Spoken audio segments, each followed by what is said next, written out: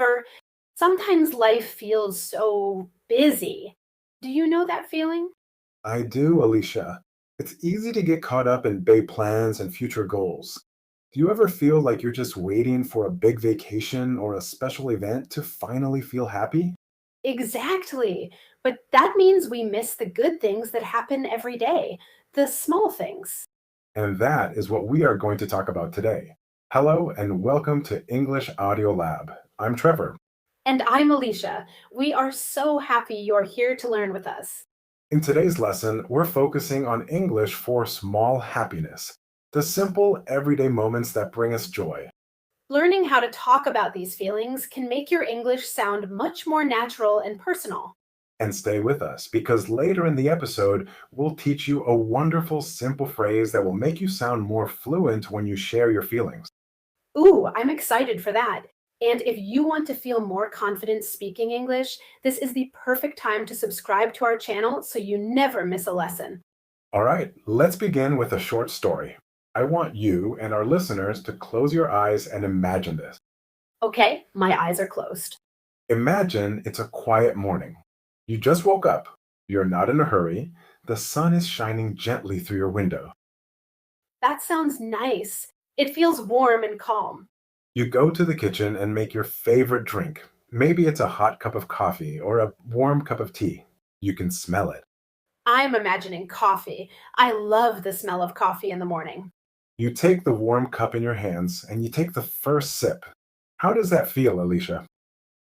That first sip is the best moment. It's so comforting. Exactly. That simple, wonderful moment, that is a small happiness. It's a little thing that makes you feel good. A small happiness. I like that. So, Trevor, what's a small happiness you had this morning? This morning, I enjoyed the quiet before everyone else in my house woke up. It was so peaceful. How about you? For me, it was my cat curling up on my lap when I was reading. It felt so cozy. That sounds lovely. Peaceful and cozy are perfect words for those feelings. Let's break down these words for our listeners. Okay, so the first phrase was a small happiness. Yes, a small happiness is a simple, everyday moment that brings you joy. It's not a big event, it's a little thing, like the first sip of coffee or a beautiful sunset. So if I enjoy listening the birds in the morning, that is a small happiness. That's a perfect example and a great chance for a small correction. It helps you sound more natural to say listening to the birds. Oh, right, listening to the birds. Thank you, Trevor. I will remember that. You're welcome. That's how we learn. Now, the next word I used was peaceful. Peaceful. Peaceful. Peaceful means calm, quiet, and free from stress. A quiet library is peaceful. A walk in the forest can be very peaceful. Like the quiet morning you enjoyed. Exactly. And the word you used, Alicia, was cozy. Cozy. Cozy. Cozy describes a feeling of being warm, comfortable, and safe. Think of sitting by a fire with a warm blanket on a cold day. That feeling is cozy. So my cat on my lap made me feel cozy. A warm sweater can also be cozy, right? Perfect. You've got it. Now, let's practice saying these words and phrases. This is very important for your speaking confidence. I will say it first, and I want you, our listener, to repeat it out loud. I'll do it too. Great. Let's start slowly. Repeat after me.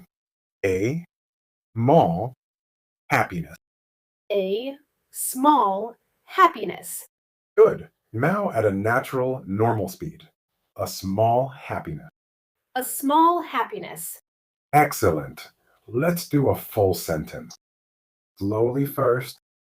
It was so peaceful. It was so peaceful. Now, naturally. It was so peaceful. It was so peaceful. Last one. Slow version. It felt so cozy. It felt so cozy. And natural speed. It felt so cozy. It felt so cozy. Fantastic. Don't worry if it's not perfect. The goal is to practice. Let's try another scenario. Okay, a new situation. I'm ready. Imagine you are walking home after a long day of work or school. Okay, so I'm probably tired. Maybe my feet hurt a little. Yes. And then you suddenly hear your favorite song playing from a car that is passing by. You only hear it for maybe 10 seconds. Oh, I love when that happens.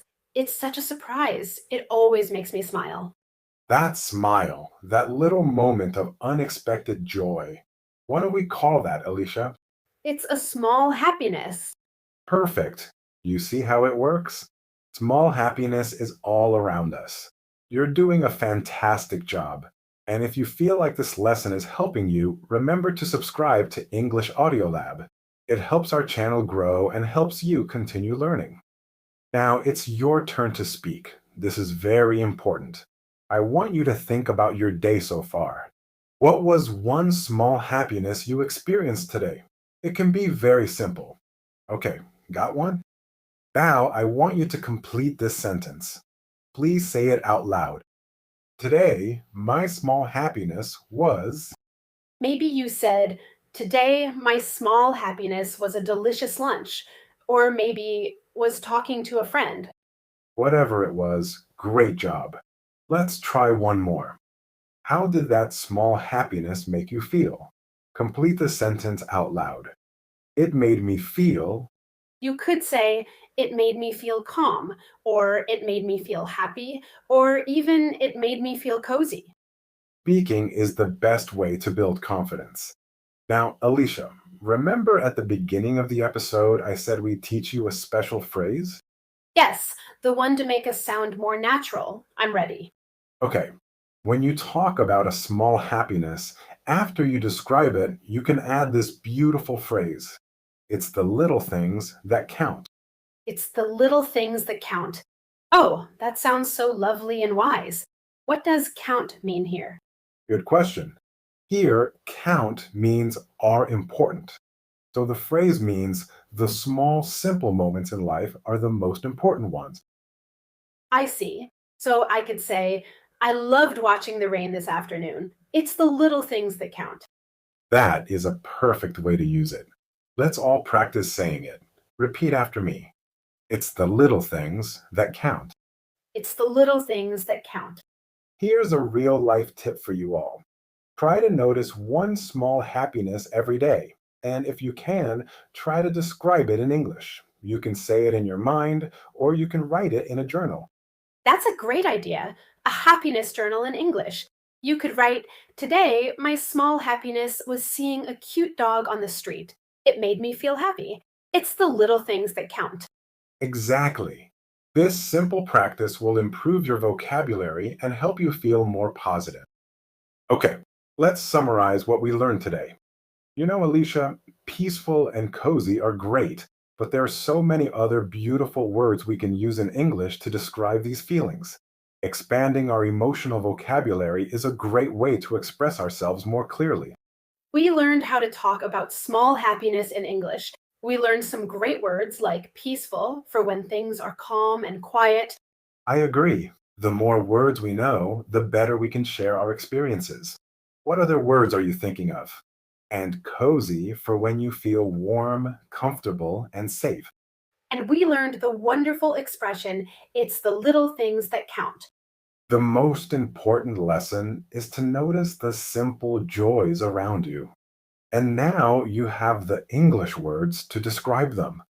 Learning a language is a long journey. It has big goals like becoming fluent, but it also has many small steps. That's so true. And just like finding small happiness in your day, it's important to celebrate your small wins in English. Every new word you learn, every sentence you understand, that is a success.